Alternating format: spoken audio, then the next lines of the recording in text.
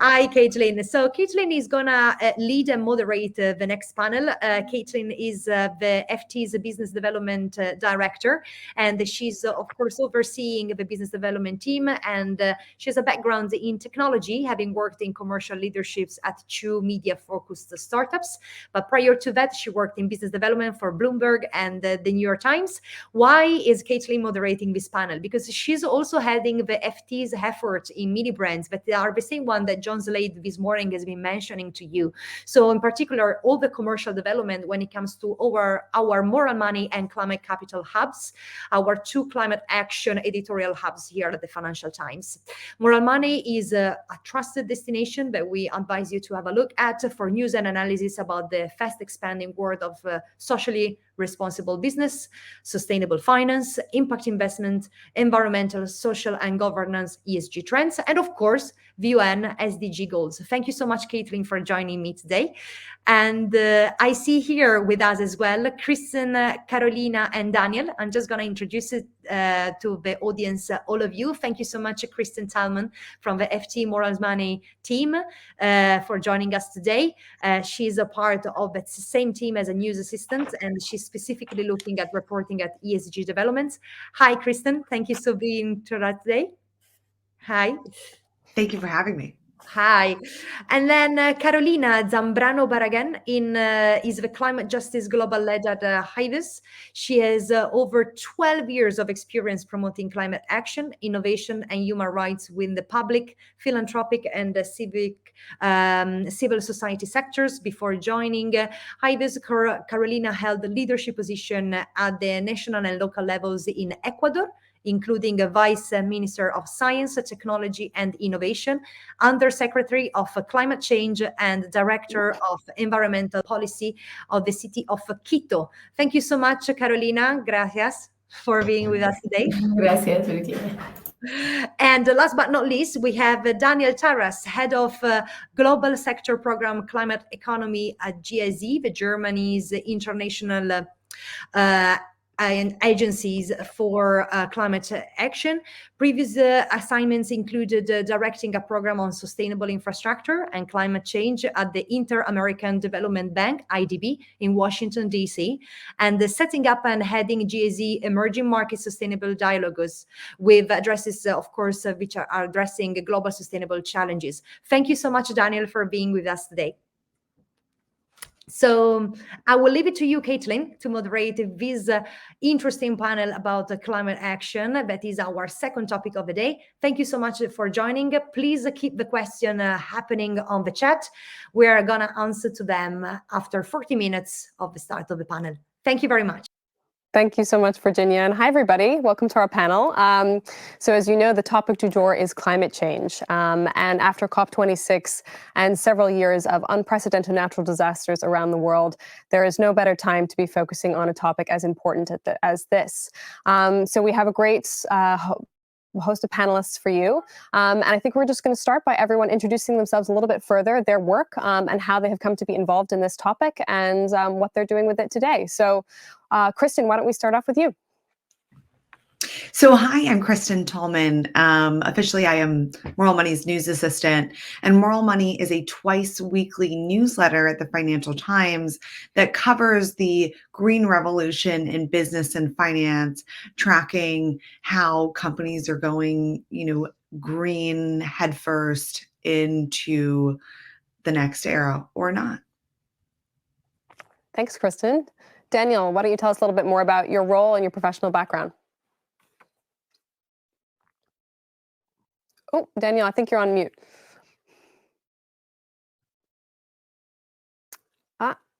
Still having some audio issues. Why don't we move on to Carolina first, and then we can come back to you, Daniel. Thanks, Caitlin. As Victoria mentioned, I'm based in Ecuador, but I lead the global strategy on climate justice at Hivos, which is a human rights organization. So I actually work on putting justice, equity, and human rights at the core of climate action globally. We work in Latin America, in Africa, in MENA, and Asia. And we're trying to bring in technology and innovation for social change. Awesome. Daniel, if you feel like your audio is ready, then feel free to just jump in at any point. Sure. I think it works now. Is it okay? Great. Yes, Okay. perfect. Go ahead. Thank you. Sorry about that. So I work for GIZ. This is Germany's International Cooperation Agency. It's actually federally owned, but not-for-profit company. And we're supporting the German government, but also other countries, aid agencies, international organizations, and so on, private sector companies in their sustainability agendas. It's about 25,000 people around the globe, 130 countries, mainly in developing countries, frontier economies, and mainly working in consulting, essentially.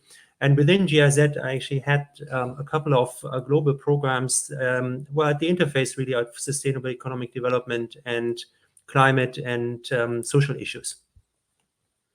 Great. Thank you so much, Daniel. So I think one of the things that's really interesting about this panel is that we have representatives from people who are looking at trends in developing countries as well as more developed countries when it comes to climate change. So I think one of the first questions that we really wanted to dig into, and Carolina, why don't I put you on the spot first if you don't mind, is what are some of the emerging trends that are coming out of the developing world when it comes to climate change? What are some of the solutions that they're looking towards that might be different from some of the more developed nations? Well, I think in general, one trend that is worrying is increasing inequality. What we have to think of when we think about climate change is that it exacerbates existing inequality between countries and also within countries. In that sense, I think it's important also to recognize the increasing recognition that adaptation to climate change is receiving. Nationally and globally. That happened also in the Glasgow Climate Pact. When I think about technology, we think about reducing emissions or net zero emissions, which is important. But I would say that adaptation and resilience and responding to the impacts of climate change in developing countries is also key. And that what we're seeing in terms of crisis, I would say, is multiple crises calling for systemic change. So I think it's also a window of opportunity for us all in different sectors of society to try to promote that transformation in all levels of society. And that happens when bringing in social, economic, and environmental issues at the core. Yeah, I think that's definitely true. Daniel, did you want to add anything to that? Because I know you work also a lot in the developing world. Yeah, I mean, really only to add that this is really a great opportunity. I mean, we're not talking about really to transform matters now, but also really for business, this is good stuff. So, I mean, there's a study that really shows that there's about $12 trillion in global market opportunities globally just to really get the SDGs and the Paris Agreement done. I mean, of course, these are really big numbers. And given that we're focusing on climate here, it's probably interesting to look at climate tech specifically. I mean, if you think about what the trends are there, there's some figures that show that most of the money right now goes really into Europe, the US, China, and so on, more than 90%. But if we really look at emerging economies, which is probably where we really need more money and more things to get off the ground, it's Africa, 0.2%. I mean, and I think we really want this to grow. We expect this to grow. And this is certainly going to be one of the trends. It's still a small trend still now, but something that is there to watch. Yeah, absolutely. And I mean, Daniel, do you feel like the level of awareness around climate change is equal to what it is in more developed nations in the developing world? Is there the same level of alarm that we see from these big conferences on the local level? I think it's very different. I mean, let's put it this way. We had this discussion internally as well. I mean, say take a country like India. If you tell people, well, you need to save the environment first, and you don't even have enough to eat in some cases, this is probably not your first priority. But then what decision makers see increasingly is really that in this sort of whole green and climate transformation that's going on, there's obviously also an opportunity for growth. So you could see this as a new industrialization effort, even if you will, if you move into the whole host of climate business that is coming up there, environmental and also social innovation, really. So it's also a growth opportunity. But of course, the person on the ground, and especially those who are not the lucky ones who are up there in developing countries, they will first of all see, well, we need to have enough to eat, and we need to have social justice first, probably. I mean, as usual, you will look at these things first before you look at the environment. That's most likely the case. Not generally, but most likely it is. Yeah, I can imagine that being the case, certainly. Kristen, I know that for the Moral Money newsletter, you report a lot on investment. And in your view, do you feel that there's any particular leaders or companies that are kind of paving the way in terms of investment in developing nations when it comes to climate change and ESG practices? Yeah, that's a good question. And, to tail off of Daniel's point, despite also sometimes that you're looking at, oh, can I get food on my table first? Some of these developing countries and people living with them, they're really at the front lines of climate change. In Southeast Asia, you're really it's hand in hand. It's getting food on the table, make sure that your food source isn't being ruined due to some of the climate change impact happening globally. Companies that are moving quite well in this space are really using some innovative finance structures. So I'll give one example that I wrote about last week. And this isn't to say that they are the champions, but Walmart, they have now launched a program where within their supply chain, if you meet certain climate action targets, their suppliers will be eligible for better financing terms, such as lower interest rates and whatnot. And that is an appealing method and is a way that a company has stepped in when multilateral banks necessarily haven't filled that last mile gap for some of the suppliers in places all around the world. Yeah, that makes a lot of sense. So, Carolina, does this resonate with you that sort of there's a level of investment attention going towards developing worlds from the more developed nations? And do you feel like there are some opportunities that are coming out of that? Yes, and I would like to first come back to something that Danielle mentioned, because climate change is not only an environmental issue, but a social and economic one. It is about food, about access to water, about access to energy. So in that sense, it opens with the window for different investment opportunities that go beyond biodiversity and ecosystem conservation, for example. And in that sense, I would say that there's a big opportunity in the how we do it, the energy transition, the economic transition, and how we can use that to generate new jobs and opportunities for youth, for women, for indigenous peoples in developing countries. And that relates not only to government policies that would enable innovation and would incentivize that job creation and opportunity creation, but also from the private sector and other non-state actors, right? So I think when everything aligns, people can be included as part of the solution, and also businesses as well.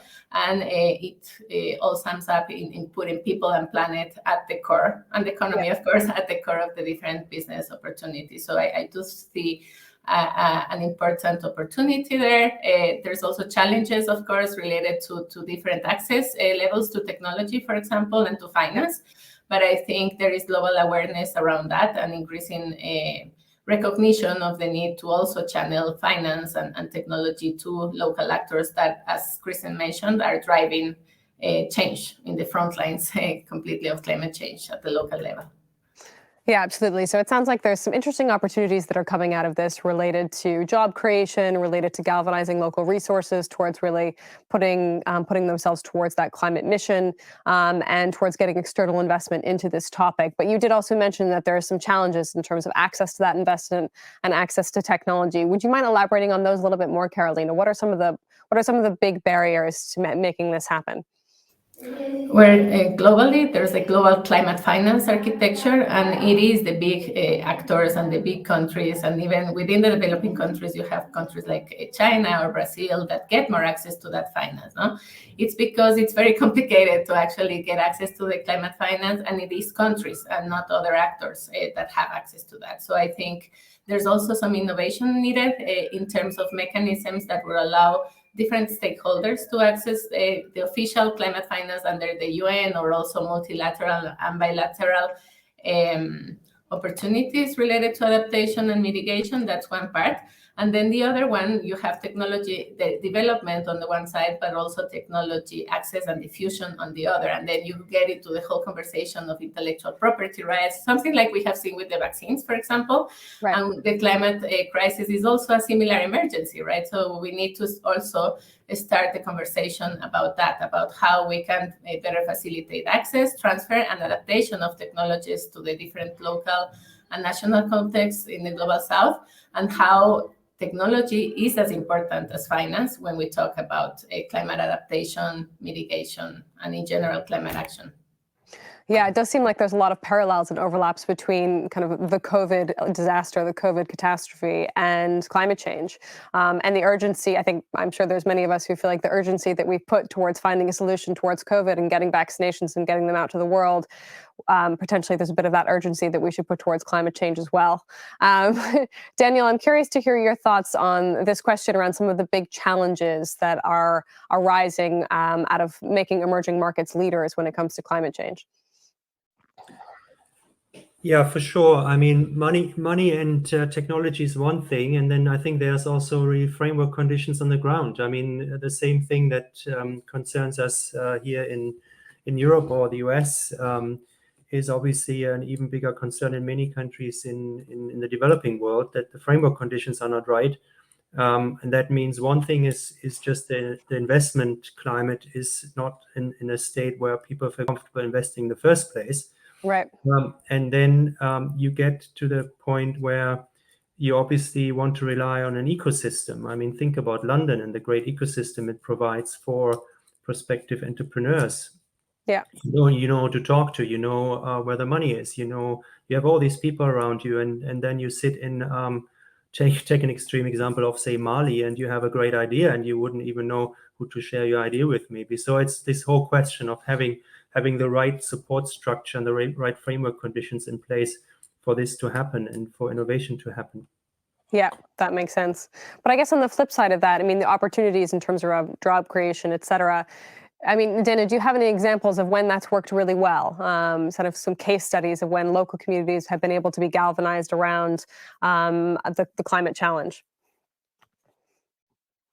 Oh, we're actually trying to support this right now. I mean, we're working we're just starting a project in Mexico where we are trying to work together with a venture capital fund and a local incubator accelerator. So they already know what to do in terms of just getting businesses off the ground. And where we're trying to help is really to come in with this whole idea of how do we get more climate tech running, and how do we make sure that we get more women entrepreneurs to join this. So and that is where we can work together also with the government, and then with local universities, but getting the whole ecosystem off the ground, and at the same time helping on screening mechanisms and so on, and ESG criteria, etc., etc. So there's a lot to be done. It's really only the beginning. You see a few startup hubs here and there in many countries, also across Africa, Asia, anyhow. But it's still more focused on, well, I would say traditional business, and climate tech is even more difficult because very often you need just so much more trust in that this is, because it's not tested very often, right? It's something that is really new for everyone. Yeah, that makes sense. Carolina, I'm curious to hear from you as well. I mean, what are some of the positive examples of opportunities in emerging markets outside of just job creation that you have seen have been working really well? Well, we have a very interesting program that is called Greenworks. We work in Egypt, in Tunisia, and Algeria with an alliance. I think it's important to get different stakeholders together, like Daniel was saying, and we work with accelerators, incubators, and also impact investors around the green and digital economy. So we see a big opportunity around the transition of different countries and governments towards a more green economy, and in that sense we are working to generate more impact investment and also incubate and accelerate different startups related to the green economy and the digital part, because I think that's also a big opportunity now, because we're not only experimenting the climate crisis, but also the fourth industrial revolution. So we need to adapt to that new environment. And then also we have another program called Energia that works with a gender just energy transition. And in that sense, we have been working with women in terms of including women in the clean technology value chain. And we can see how the generation of that income also promotes gender equality, which I think was the previous panel's topic. And we see the different power structures changing because of that. So I think we need to work more and more on that. But I fully agree with Daniel that it's more on the ecosystem level that we need to talk and further align the efforts, right? I think if we want transformation, as I was saying before, we need to do it through collaboration between different stakeholders, and that diversity also might drive even more innovation from the ground. Yeah, I think that makes total sense. So switching gears a little bit, I mean, Kristen, you covered COP so thoroughly, and I think it was obviously something that we've all been very focused on, and it was a big moment for climate change and the future of the world. And I think the results coming out of COP for everyone felt a little bit mixed. But I'm just curious, for emerging markets, are they included in those conversations, those very high-level conversations like the ones that happened at COP26? And if they are included, what is their role?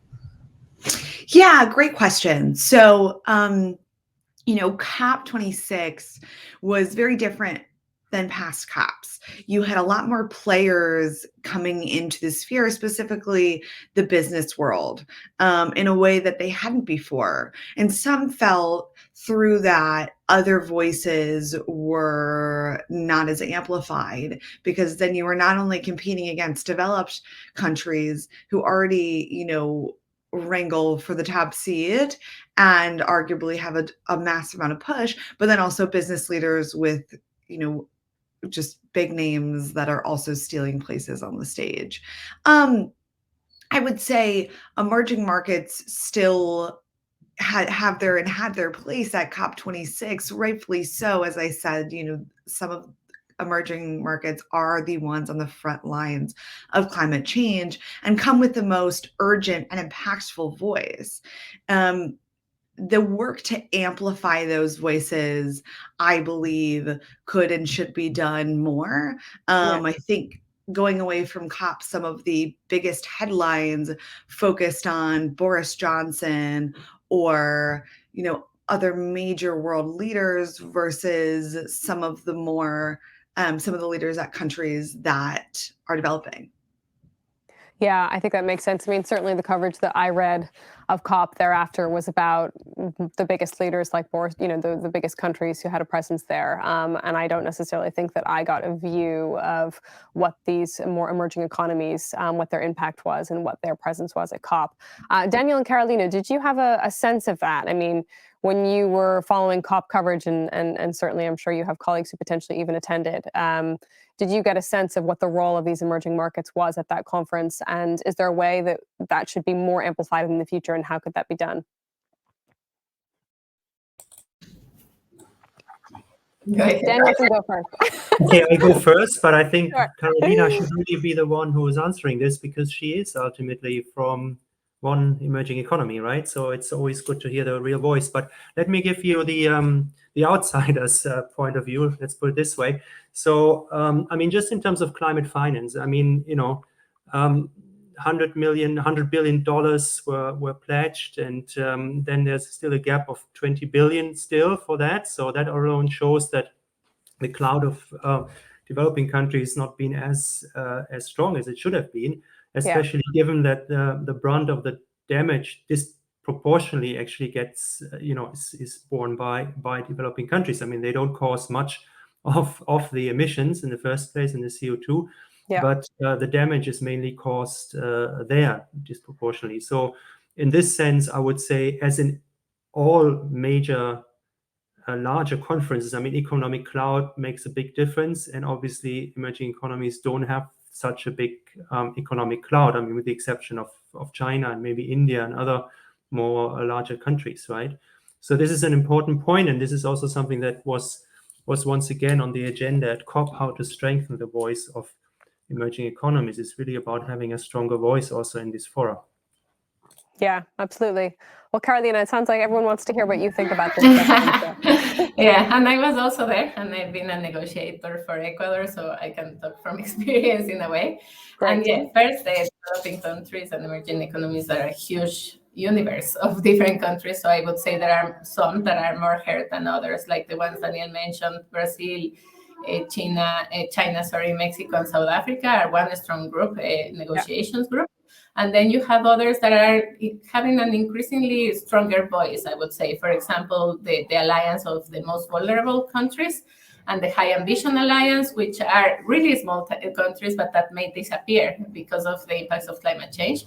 And together, they have a stronger voice, I would say. But of course, not strong enough in a way, because still we're far away from reaching the 1.5 degrees. But I would say that the footprint of their participation is in the Glasgow Pact, and also the results of the negotiations, because of what I mentioned of adaptation, the recognition of the lack of compliance on the finance pledge, for example, and how they are the developed countries are saying that now they will comply, and also the discussion that was held, maybe not finally in the text, but it was held around loss and damages, for example, and other aspects that are key for developing countries.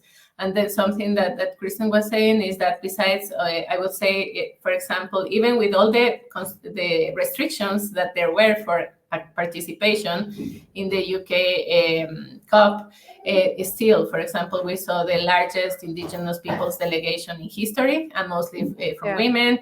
And we saw their voices, and we heard their voices, and we saw them on stage as well. So I think there's a little bit of hope, but of course, there's a lot more to do in a way.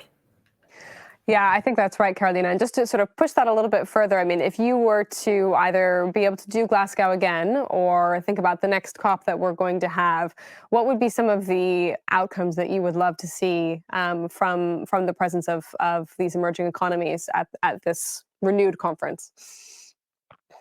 Yeah, I think it's very important to see it as a process, as you mentioned, because everyone was saying COP26 is everything, either we fail or not.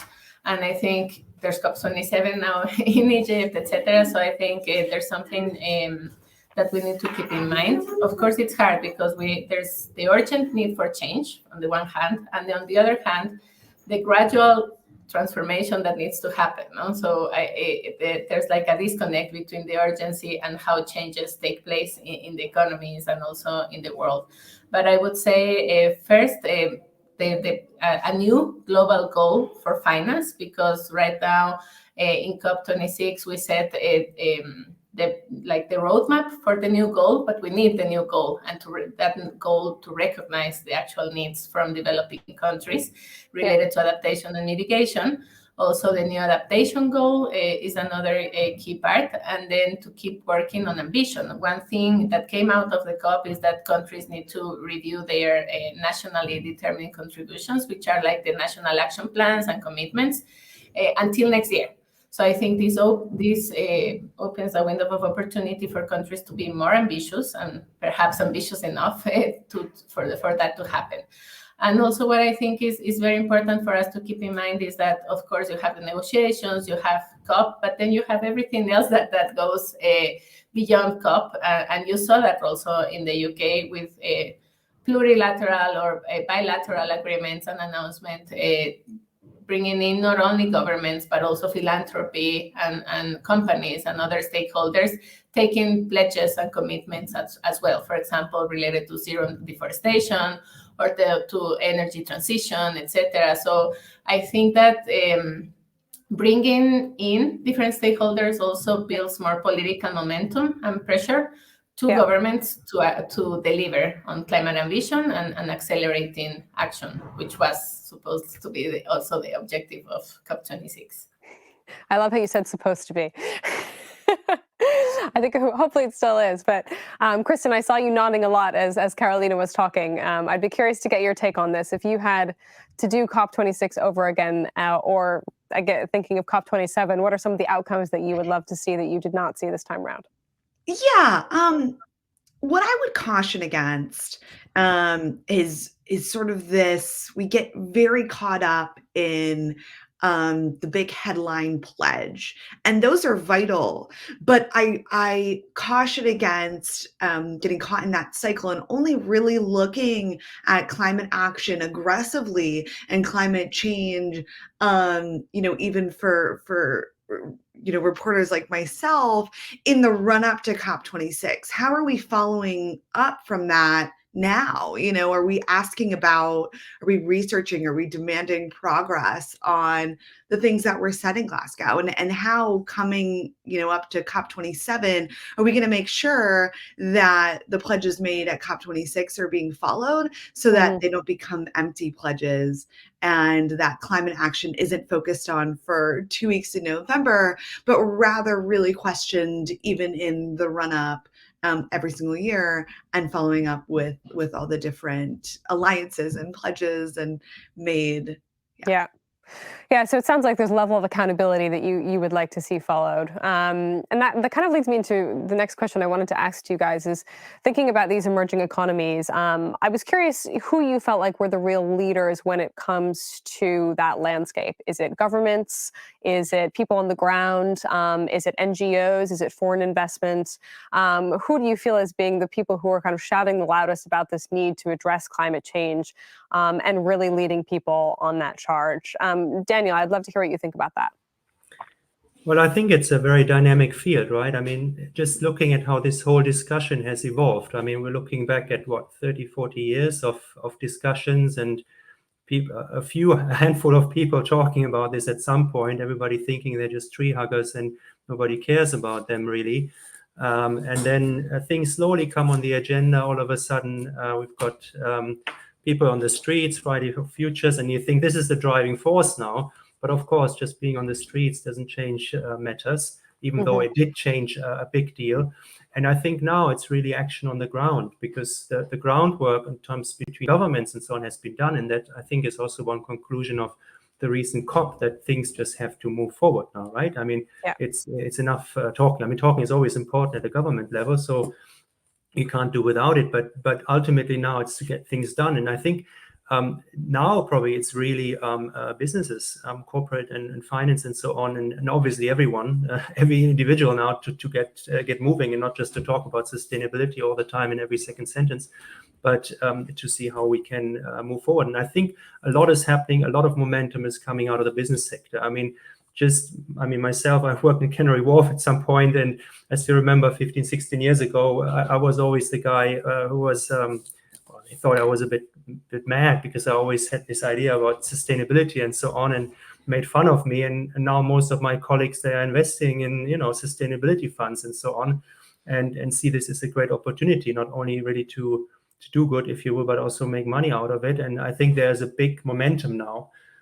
So much momentum that people don't really know where to put the money. I mean, that's the big issue even more right now. There is money running around, and the projects are not there very often, right? Yeah. But of course, that's not the only thing. I mean, we shouldn't forget about government in this case, because again, the framework conditions are important, and it's still something that can really pave the ground for things. I mean, think about green hydrogen strategies, or these whole green industrial strategies that are coming out of the US, or the European Green Deal. So these are really important because they set a vision forward, and they give also, once again, the private sector the security really to say, well, we are going to do something now, and we know this is going to stay here for the next 15, 20 years, so it's worth to go into this. So it's a mix of things. So you can't just say it's one or the other, but certainly I think that really resonates with me, though, this sort of arc of governments, businesses, individuals, and each one having their own part to play. And, Kristen, I know that at Moral Money, you report a lot on businesses in particular. And I'm curious, kind of coming back to that point you made earlier about how you really wanting to make sure that next year at COP, or at the next COP conference, there's a level of accountability for everyone. But how do you see businesses either measuring their own accountability or measuring the accountability of others? Or is anyone measuring their accountability? And is it just up to some kind of analyst with a spreadsheet looking at various different carbon emissions? Yeah, measurement is the big question. There's lots of data out there, and people who are working towards having a comparable metric, right? So if you're looking at XYZ company, at said metrics, you can measure it against ABC company. And that hasn't quite so shaken out, and something shaken out yet to where there's an agreed upon, global sort of measurement standard. And, back to the point of accountability, when I first started on the Moral Money team in 2019, and even before that, companies, whenever you would press them on this, and even government to an extent, they would say, well, it's still the early days. It's still the early days of ESG. It's still the early days of measuring impact. And dare I say, to Daniel's point, we have to sort of stop talking. And at this point, 2 going on 3 years onward, are we truly at the early days, and when are we going to see impact? I recently talked to an organization who said, we're going to launch our framework, our suggested framework in 2023. And I just thought, oh gosh, like that feels eons away. And if we're talking about impact today and we only come out with a framework in 2023, how can that work? So yeah, it's sort of galvanizing this need to have comparable standards and not seeing it maybe at the pace even that businesses want and need. I think there's also this drive that businesses want some sort of framework that can go off of instead of working all in their individual bubbles and corners. Yeah, I mean, I think obviously greenwashing is a term which is heavily used. Do you feel like there's companies that are kind of hiding behind the lack of standardized metrics and KPIs when it comes to climate change to do less, or is it just kind of confusion? I think it's to be kind, I think it's a combination of both. There is a lot of confusion on wanting to do well. There's to do well and do good and also serve sort of your financial duty. But this sort of mishap between how do we get there and then what's best for our organization and our sector. But greenwashing is definitely rampant. I get so many emails every day, and half of it is just sort of sifting through what's real, what's not, what's tangible, what's impactful. And yeah, I think, I mean, even following the news flow around this topic can be pretty overwhelming and I think pretty confusing. So I think there's just a lot of opacity around climate that is still being cleared up. Switching gears a little bit, we've obviously had a lot of conversation around some of the big challenges and some of the things that are not going so well when it comes to climate change and combating climate change. But moving to a little bit more of a positive note, after COP26, there were some really negative headlines around how the conference went. But I think all of you are probably exposed to also some really amazing leaders and some amazing government initiatives and startups who are doing really interesting and really positive work. So I would love for the last 10 minutes to just kind of shift our focus to some of the things that you feel really inspired by. So maybe Carolina, you can start and just talk us through either groups, technology, particular government figures. Specifically, I think from the emerging economy would be great for this group that you feel you get really excited about. Yeah, I think I keep hope even after COP26, and there are 2 things I think that give me hope. And I don't know if you have heard about this, but it's called the social tipping points. And these are small changes in societies that can catalyze larger changes all over social systems. And one is what is happening with strategic litigation. And this is not necessarily only related to technology, but it is related to transparency, accountability, and sometimes also access to data, like we were talking before. And there have been like more than 2,000 legal actions that have been presented by different social movements that have generated legal precedents, like the one we saw with Shell in the Netherlands, that can change corporate policies and even go beyond that, because it doesn't only have a specific impact in the company itself, but actually sets legal precedents and moral precedents also for other companies in the specific sector, in this case in the fossil fuel sector, to improve and to do better and to be ambitious enough, and also sometimes even to change the core of the business, right? And then the other thing is what is happening with the finance sector, because we also talk about the financial tipping point, And what we are seeing is divestment on the one hand, taking all the investment out of the fossil fuel industries, for example, and then reinvest that in renewable energy and clean technologies and etc. So we may be witnessing also like a complete system change in terms of the financial sector, and that may drive also the technology and the innovation and the change that we need to see in the world.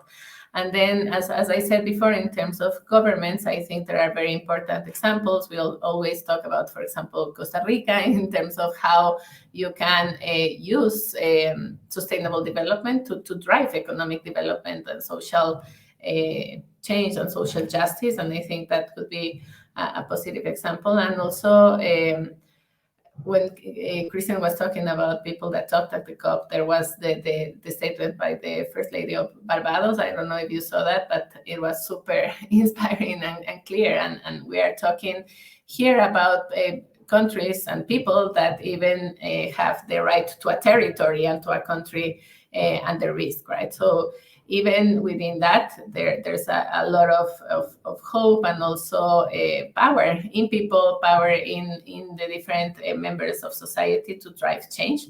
And I say the same for social movements, because sometimes I felt like it was all negative and climate justice and also the world is on fire. But just to see that going on in all the countries in different places in the world, and the power that youth have, and also even children that I met at COP that were more articulate than a lot of the panelists, that gives me hope as well, because people are getting more and more prepared, and also not only consider themselves only as consumers, for example, but also as political actors, because I think that's also a key part of the solution.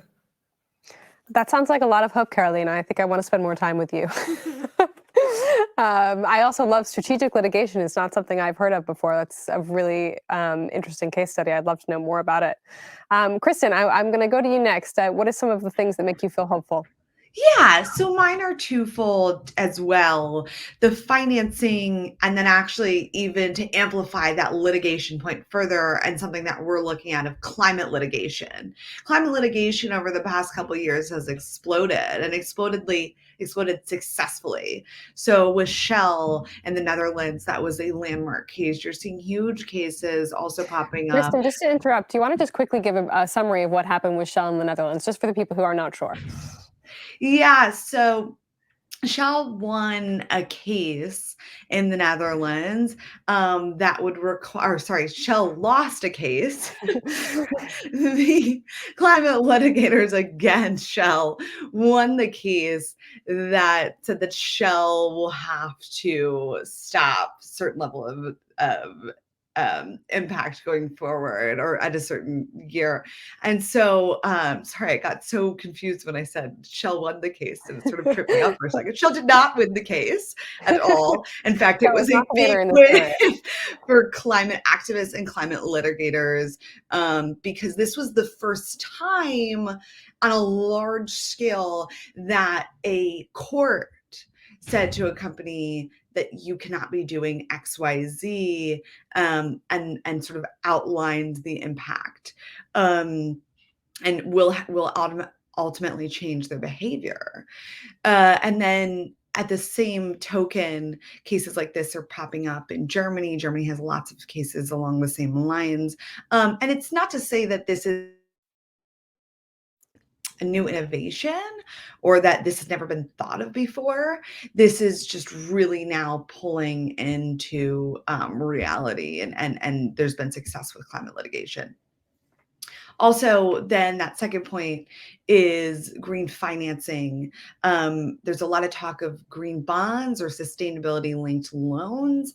Actually, the largest gender-based green bonds are in Latin America, and they're sort of a leader in that and sort of the just transition there. So there's that the green bond financing. And then also Daniel had mentioned there's a lot of money floating around. And what I would say is that the fastest growing startup sector is climate tech. And people and venture capitalists I talk to are deeply interested in investing in that sector. And so I do have hope that there's lots of very innovative people who will be launching things, and there are venture capitalists who are deeply interested in investing in them. Yeah, that sounds really positive. I mean, it sounds like the level of money that is floating into this sector is hopefully going to really start to matching up with the innovation that is also coming out of it and create some really positive change. And some of that opacity that we've talked about when it comes to accountability and data and insights is also going to start becoming a little bit more concrete, and that will lead to much more positive outcomes. Daniel, you get to tell us what are some of your positive, sort of positive pieces of news on this? What are some of the things that make you feel hopeful? Well, I mean, I think, once again, one thing are big conferences and so on, where people are accountable to a lot of people in their own countries as well. So I think we have a baseline there from which to start, right?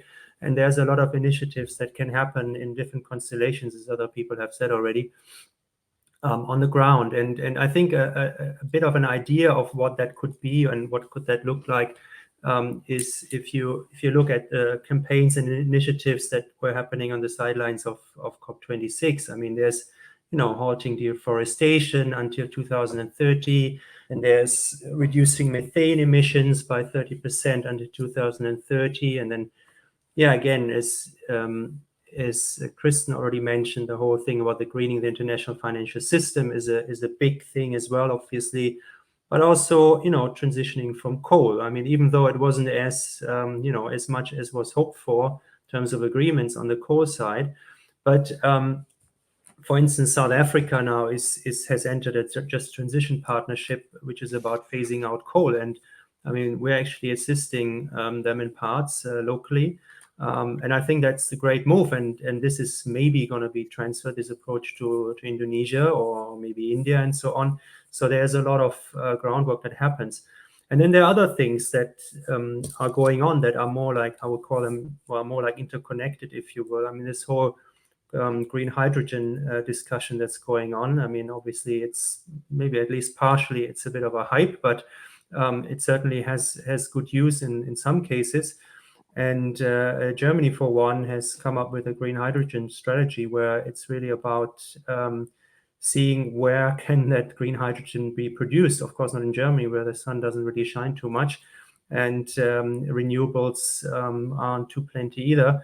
So you enter partnerships with countries where there's lots of sun and wind and so on, and then setting up this whole industry on the ground, once again, is a basis for economic development. And at the same time, there is a new international economic system as well that's being set up in this whole game. So there's a lot of things happening, but especially I think it's the point that Carolina made. I mean, there's a young generation that changes gear somehow in many ways, but also a change of mindset, what's going on, and lots of entrepreneurial people who want to really change things for the better. And I think that is something not to be underestimated, because we cannot come up with an agreement now and then 3 years, 4 years down the line, everything looks different. There's an urgency. People are quite adaptable after all, and maybe things are moving much faster than we think. I mean, they've already been moving much faster than people like us who've been in this sustainability business for 15, 20 or longer years,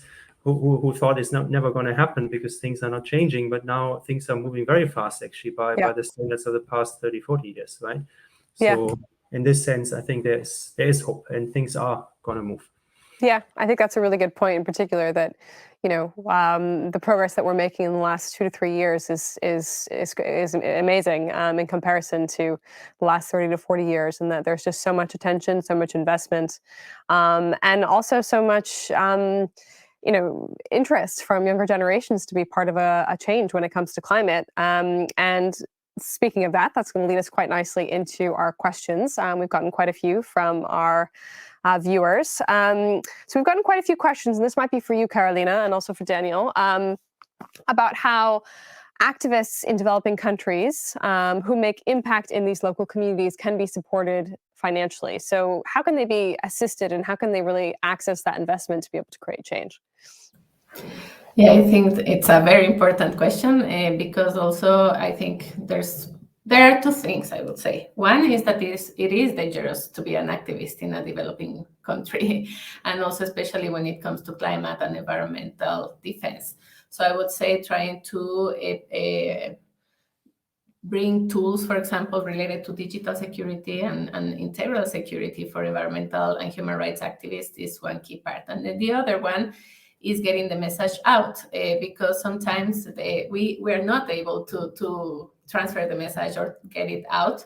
And we at Hivos, we're trying to look into a more diverse coalition and cooperation between activists, creatives, artists, and also technology specialists. Why? Because we think that getting to people's emotions is what changes behavior, and through inspiring changes in behavior, you can make the movement grow. So there's a whole new range of work that may be outside of the scope of this panel, which is narrative change, and how we can bring different activists, artists, and intermediaries as well, and journalists, for example, to tell the story and to transform that story into something that touches people. So I think that is something that is very important to work on.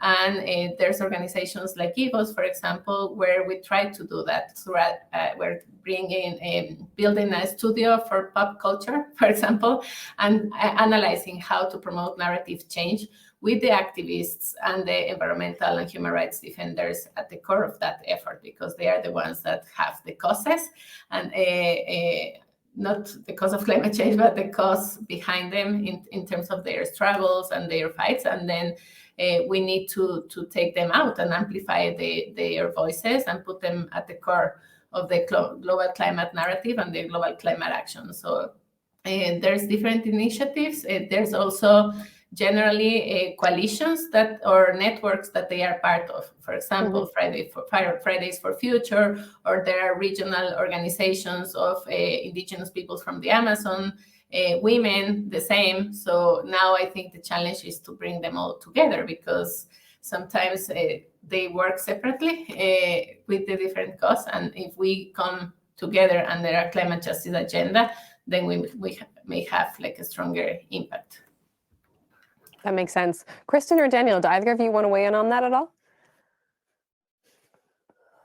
No obligation. No, very briefly. I think generally about activists, I think if you want government to listen, and normally activists want government or private companies to listen, right? I mean, so then it's always about, in my opinion, to highlight the opportunity that is there for companies and governments, because then you have a common base of interest. And normally there is some kind of common base of interest. So sometimes there isn't. that's how it is. But normally you have some kind of base there you can really talk, and where this is of relevance. So I think that's normally the starting point, and that's how we work as well. I mean, I work for a federally owned corporation, so we can't really take strong political positions or anything like that. So we have to be very careful on how we go about things. So we're ultimately technocrats, if you will. But that also means that we need to see how we can get people together. And normally there's some kind of common ground that is a motivation for people. I mean, think about air pollution, for instance. I mean, people, lots of activists about air pollution all over the world, notably in China. And at some point it was an issue, a political issue. At some point, these people were really valuable because they really showed that something has to be done on the ground. So that's how things work.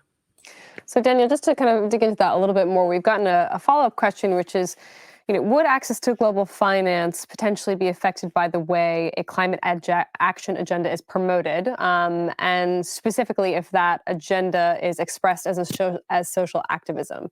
So is sort of presenting oneself as a social activist in order to get financial support an impediment or potentially an advantage?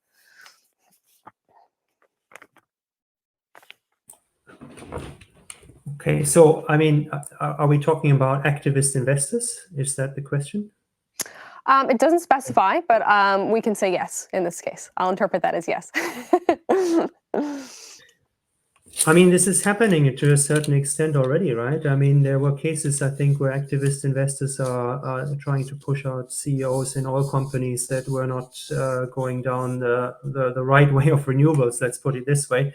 So these things are happening already. And I think, once again, I think it is pretty much similar to my answer to the previous question. If you have an aligned interest there, and the aligned interest, if you're an activist investor, is obviously, well, you want to do good, but you also want to make money ultimately. So looking at the long term of matters really does make a difference, I think. Yeah, so absolutely. Highlighting that, it's the whole issue of stranded assets and so on and so forth, and the lost opportunity as well. Think about electric vehicles. I mean, Tesla moving ahead, and some of the traditional car makers maybe having the same thing in their garage somewhere, but just didn't take it out because they thought, well, let's run our own business model for some time. And now they're behind. So I think that's similar in many ways. Yeah. Thank you. All right, we'll move on to another question. This one is specifically about plastics. Kristen, this might be a good one for you. Plastics, of course, contribute a lot to carbon emissions and a lot to pollution in all communities. How can we stop beverage companies from making plastic bottles? Quite the question, quite the assignment.